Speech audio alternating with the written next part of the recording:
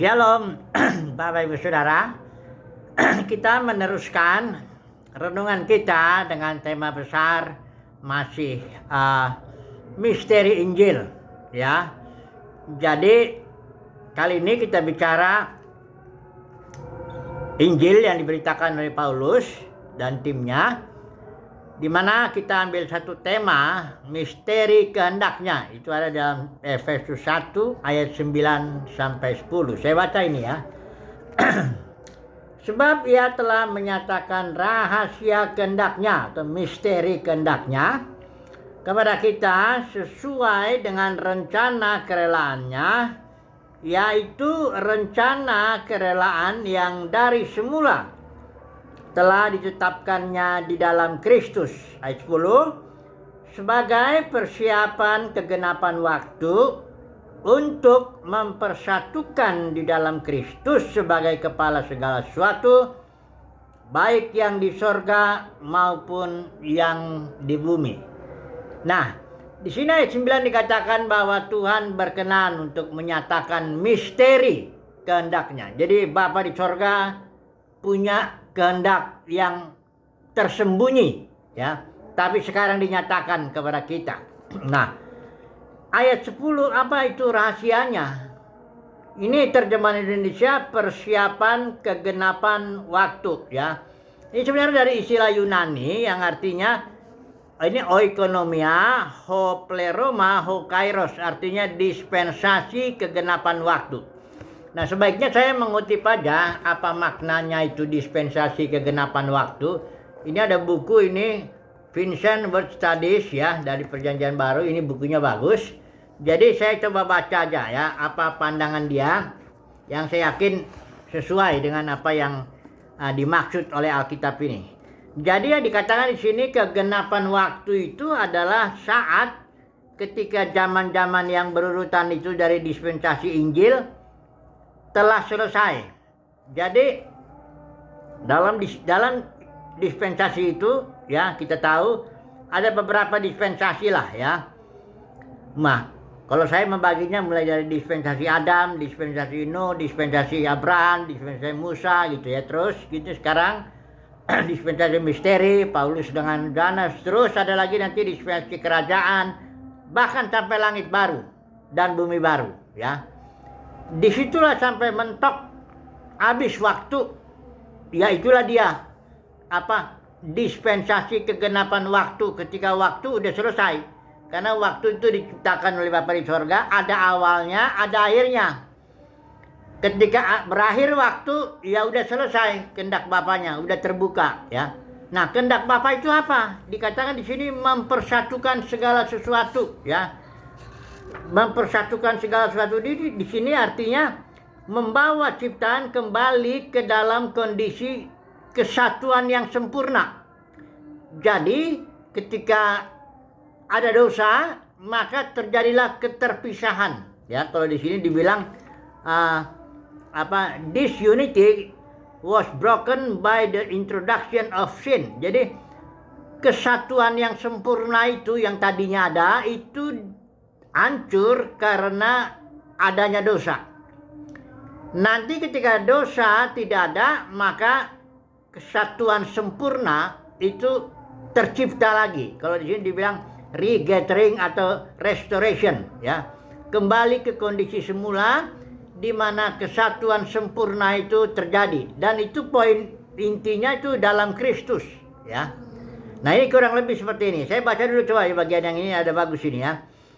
The creation shall be delivered from the bondage of corruption into the liberty of the glory of the children of God. Ini dia mengutip dari Roma pasal 8, 19, 21 yang sering saya bilang. Bahwa pada waktu kedatangan Tuhan itu, putra-putra Elohim akan ditampilkan dengan tubuh kemuliaan dan akan melayani ciptaan dan membebaskan ciptaan dari perbudakan kebinasaan atau perbudakan keterpecahan, perbudakan keterpisahan, kembali menyatu di dalam kemuliaan putra-putra Elohim, ya, sehingga Bapa bisa menjadi semua dalam semua. Nah, mari saya menjelaskan hal ini dari 1 Korintus 15, ya. Kita lihat dari beberapa, karena Alkitab ini dari banyak sudut juga dia sebenarnya menjelaskan bahwa kehendak Elohim itu pada akhirnya mempersatukan segala sesuatu dalam Kristus, ya.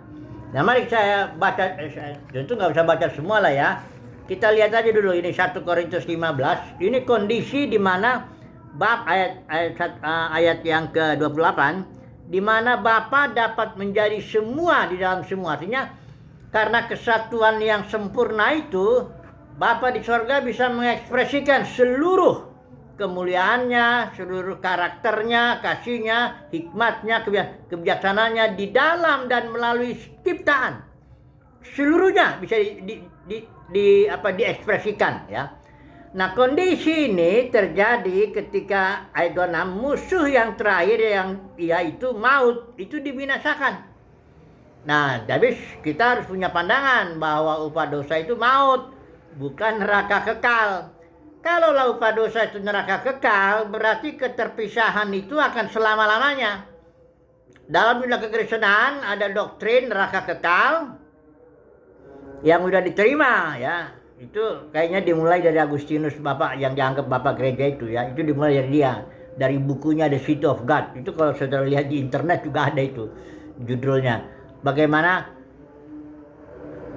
neraka itu atau kebinasaan itu akan selama-lamanya, tidak ada habis-habisnya. Sehingga ciptaan itu terbelah oleh datangnya dosa, terbelahlah, terpisahlah selama-lamanya. Nah, ini dia. Ini berarti dia tidak paham misteri kehendak Bapa ini, ya. Agustinus ini tidak paham dia berarti misteri daripada kehendak Bapa di sorga.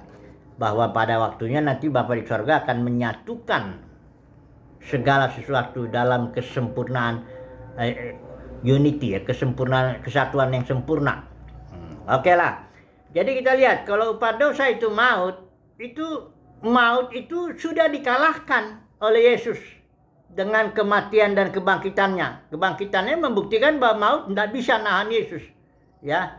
Kebangkitan Yesus membuktikan dia mengalahkan alam maut. Itu upah dosa. Kalau misalnya upah dosa neraka kekal, ya Yesus nggak bayar apa-apa. Berarti Yesus untuk nebus dosa saya aja, dia harus masuk ke neraka kekal katanya selama-lamanya. Ya kapan bangkitnya ya? Nggak bisa, ya. Tapi upah dosa itu cuma maut. Maut itu suatu jenis kehidupan yang dikuasai oleh iblis. Dan itu sudah ditaklukkan, ya. Ketika Yesus masuk ke alam maut, 3 hari dia bangkit, membuktikan dia mengalahkan maut, ya. Dan maut ini kebangkitan ini kalau konteks 1 Korintus 15 ini ada urut-urutannya. Pertama Yesus dulu, baru kedua kita yang buah sulung, yang ketika kedatangan Tuhan yang biasa disebut 2 kali itu kita bangkit, dalam arti kita juga mengalahkan maut. Kita diberikan tubuh kemuliaan. Baru nanti ada urutannya semua itu sampai nanti Bapa menjadi semua dalam semua.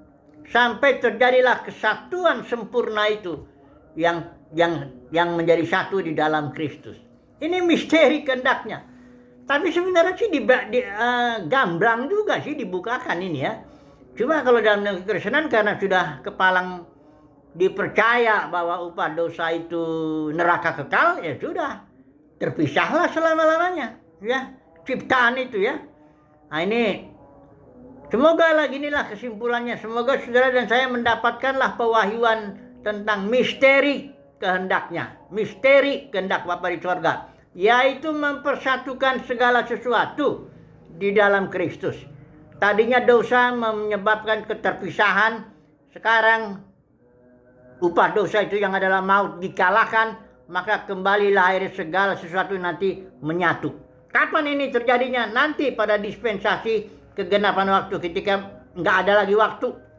Ya kalau dalam Yerusalem di kitab Wahyu itu dibilang di Wahyu pasal 21 itu kota itu memerlukan matahari dan bulan. Nggak lagi perlu waktu, ngatur waktu. Matahari dan bulan kan untuk ngatur waktu. Ini nggak ada lagi.